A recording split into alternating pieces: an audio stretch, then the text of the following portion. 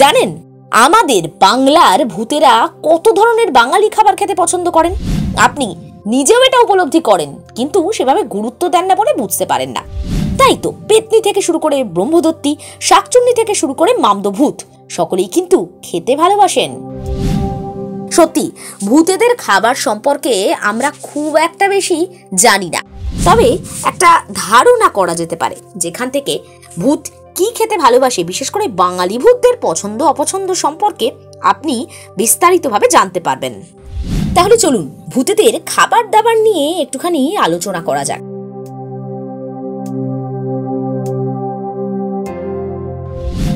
আপনি কি ভূতে ভয় পান?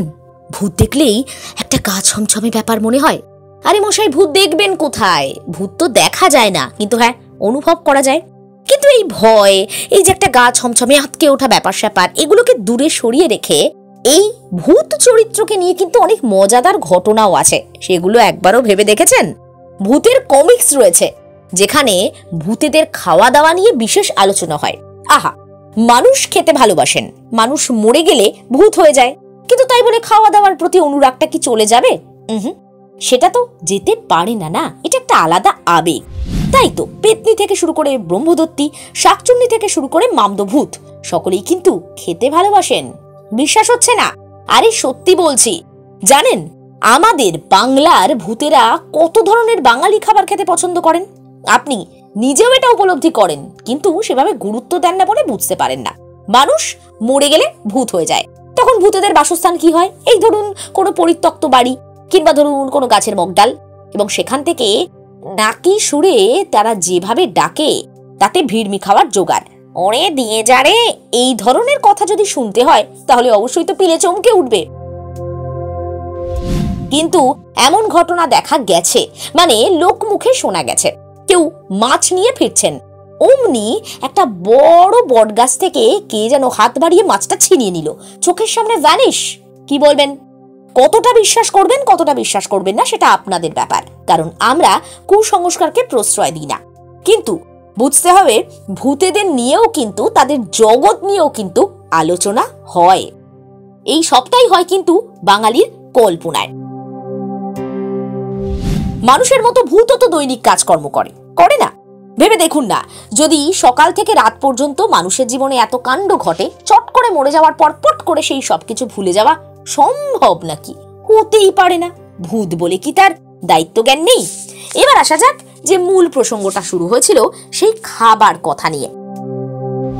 সত্যি ভূতেদের খাবার সম্পর্কে আমরা খুব একটা বেশি জানি না, তবে একটা ধারণা করা যেতে পারে যেখান থেকে ভূত কি খেতে ভালোবাসে, বিশেষ করে বাঙালি ভূতদের পছন্দ অপছন্দ সম্পর্কে আপনি বিস্তারিতভাবে জানতে পারবেন। তাহলে চলুন ভূতেদের খাবার দাবার নিয়ে একটুখানি আলোচনা করা যাক। এই যেমন ধরুন আপনি খেতে বসেছেন, হঠাৎ করে দেখলেন আপনার প্রিয় পায়েসের বাটিটা হাওয়া নেই। আবার ধরুন আপনি পছন্দের মাছের কালিয়া করেছেন, এ কি মাছের মুড়োটা কই, বেশ চিবিয়ে চিবিয়ে খাবেন ভেবেছিলেন। এইটা বুঝতে পারছেন না তো, আসলে এগুলো ভূতেরা খেয়ে নিচ্ছে। আপনি খুব একটা বেশি এটা নিয়ে মাথা ঘামাতে পারবেন না, কারণ তাকে তো ধরতেই পারবেন না। আবার চোর অপবাদও দেয়া যাবে না। হ্যাঁ, বাঙালি নানা ধরনের বিচিত্র খাবারে আজকাল মজেছে বটে, কিন্তু দেখুন বাঙালিয়ানাকে মাথায় রেখে ভূতেরা তাদের পুরনো খাবার নিয়েই জিভ লক লক করে এগিয়ে দিয়েছে। চিরকালই জানা যায় যে ভূতেরা নাকি মৎস্যপ্রেমী, তাই বলে মিষ্টি প্রেমী নয় এমনটা তো নয়, হবে নাই বা কেন, অশরীরী, তাই রোগ ভোগ নেই। তবে প্রশ্ন একটাই, ভূতের কি খাবারের স্বাদ গ্রহণের ক্ষমতা আছে? আমরা কোনো ধরনের কোনো নেশাকে প্রশ্রয় দিচ্ছি না, কিন্তু একবার ভেবে দেখুন, যদি মানুষের কোনো নেশাজনিত বা আসক্তিজনিত কোনো ইচ্ছে থেকে থাকে, ভূত হওয়ার পর সেটাকেও কি এড়িয়ে যাওয়া যায়? তাই এবার থেকে যখনই মাছ রান্না করছেন মাঝে মধ্যে সেটা গায়েব হয়ে যাচ্ছে, পিঠেপুলি রান্না করছেন 2-1 পিস কম মনে হচ্ছে, রসগোল্লা পান্তুয়াতেও একই কেস। এমনটা হলে কিন্তু একবার তেনাদের কথা স্মরণ করিয়া লইবেন। এই প্রতিবেদন সম্পূর্ণ মজার ছলে আপনাদের জন্য উপস্থাপিত করা হয়েছে, এর বাস্তব কোনো ভিত্তি নেই। সাঁঝবেলা ডিজিটাল, সফর হোক স্বপ্নের।